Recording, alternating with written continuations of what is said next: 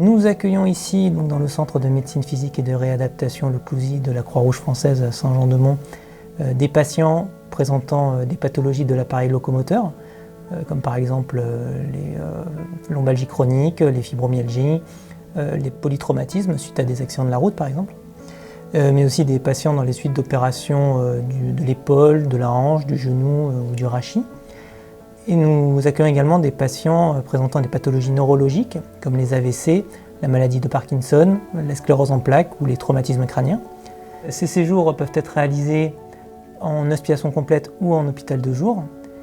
Cela pour des durées de séjour pouvant aller de quelques jours à plusieurs mois. Nous disposons également d'unités de 6 lits pour les patients présentant un état végétatif chronique ou un état poussière-relationnel. Je travaille ici depuis 2013. Mon rôle en tant que médecin en médecine physique et de réadaptation est d'assurer et d'organiser la prise en charge et le suivi médical des patients et de coordonner le travail des différents professionnels. Pour chaque patient venant en rééducation, nous organisons avec lui un plan de soins adapté à ses déficiences et à son projet de vie. Allez, vers l'avant et on tend. La récupération du mouvement, de la force, de la coordination sera travaillée avec le masseur kinésithérapeute, ainsi que la rééducation de l'équilibre et de la marche. Le reconditionnement à l'effort sera assuré conjointement avec l'enseignante en activité physique adaptée. La récupération du geste et de la fonction nécessitera de travailler avec l'ergothérapeute au travers de mises en situation telles que l'atelier de menuiserie ou la préparation des repas. Dans la perspective de la sortie, une visite peut être réalisée avec le patient à son domicile afin d'évaluer les adaptations nécessaires. La stimulation de la communication écrite et orale est prise en charge par les orthophonistes. L'évaluation et la surveillance des troubles de la déglutition sont assurées collectivement par l'orthophoniste, la diététicienne et les aides-soignantes.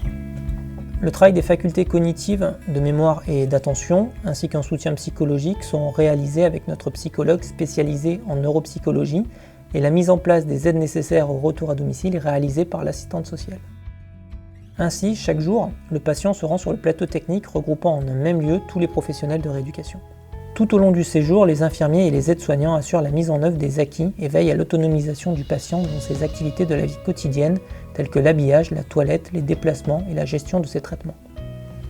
Nous proposons également à nos patients des thérapies alternatives telles que l'acupuncture, l'aromathérapie et la méditation pleine conscience. Les patients peuvent également bénéficier d'un accompagnement avec notre animateur et de l'aide de bénévoles qui peuvent proposer des activités en salle d'animation ou des promenades sur le front de mer par exemple.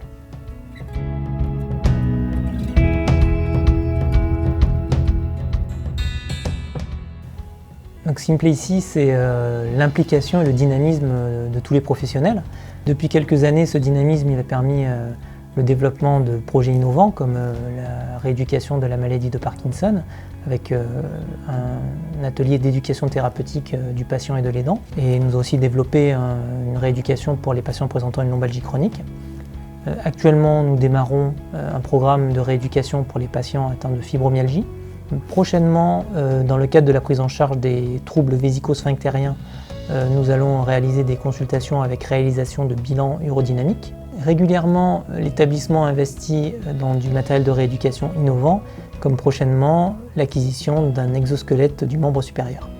Enfin, suite à un appel d'offres de l'Agence régionale de santé des Pays de la Loire, nous venons d'être désignés pour mettre en place une équipe mobile d'appui et d'expertise de soins de suite et réadaptation qui sera opérationnelle à partir du 1er avril 2020.